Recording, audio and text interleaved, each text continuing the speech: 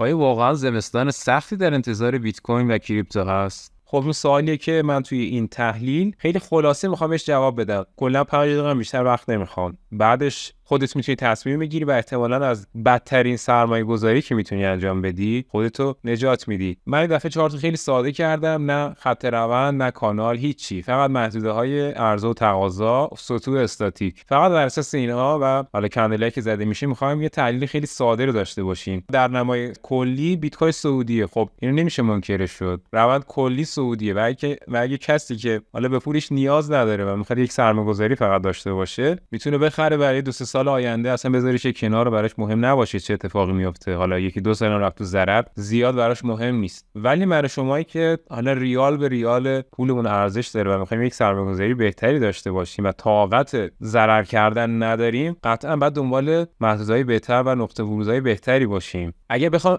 بگم الان خریدن یک حماقته، خب دروغ نگفتم. آقا هرچی هم روند شتابدار باشه، کندلای بدنی دار باشن، روند سعودی نمیدونم شکست اتفاق افتاده، قیمت چرخیده، الان وقت خریدن نیست. چرا؟ چون درگیر 2 تا محدوده عرضه بسیار مهم 44 و 63 هست. اگه می‌خواستی بخری، خب بعد از اینکه این شکست‌ها اتفاق افتاده و این پول بک ها که زده، اینجا موقع خرید بوده، یا حتی بعد از شکست این سقف و این داستانا. ولی الان اگه بخوای با هر متر معیاری نگاه کنی، ما اینجا 2 تا کف رو شکوندیم، یکیش داخلی بوده، یکیش معتبر بوده. در هر صورت اینجا روند ریزشی شده. حالا درسته قیمت چرخیده و برگشته دوباره صعودی شده، ولی وقتی این شکست اتفاق میفته، ما 2 تا محدوده رو اینجا برامون به جا گذاشته که 2 تا محدوده عرضه خوبی هم هستن، یعنی باعث شده قیمت ریزش داشته باشه و اصلاح بکنه و شما نمیتونید این رو از توی چارت پاک بکنید. هر کاری بخواید بکنید بازم این 2 تا هستشون و الان درگیر یکیشون است که حالا یه هفته 2 هفته پیش ما گفتیم آقا بیت کوین نخر، اگه میخواید الان بخرید میبینید که الان 3 هفته یک کس خریده بود، درجه زده بود، یا همون موقعی که گفتیم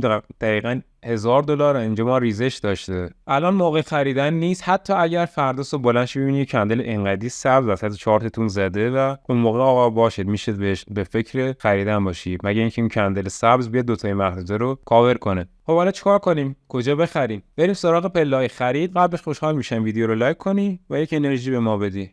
همونطور که گفتم خرید توی مرحله الان هیچ توجیه تکنیکالی نداره. در عوض اینجا خوب بوده که ما برای خرید پله‌ای وارد می‌شدیم. گفتم همین شکستایی که پول بک اتفاق افتاد و پله اومده خودش رسونده بالا. مخصوصا این 18000 که همون اول علامت گذاری کرده بودیم، حالا بعد تحلیلاشو براتون میذارم که خیلی مسخره کردن. و 18000 که میتونه خیلی جذاب باشه، حتی اگر دور از دسترس ما باشه. اگر قیمت بخواد برگرده دوباره به اینجا، واقعا جذاب برای سرمایه گذاری. ولی اگر بخواد این محدوده حالا این گره معاملاتی رو اینجا رد کنه که میشه همین سقفی که قبلا شکسته شده، اگه بخواد این زیر بسته بشه کندلای هفتگی، دیگه اون موقع کلا باید دنبال پوزیشن‌های فروش باشیم. یعنی ورق کامل برگشته دیگه، زیر این محدوده شما دنبال خرید نیست. محدوده 17 20 28000 اینا محدوده هستن که ما میتونیم توی چارت انتخاب کنیم، علامت گذاری کنیم و منتظر رسیدن قیمت باشیم. عجله نیست دیگه. اگر بخواد فردا گفتم همین کندل سبز رو بزنه، شما چیزی از دست ندادید. شما نمیتونید پیش بینی کنید که چه اتفاقی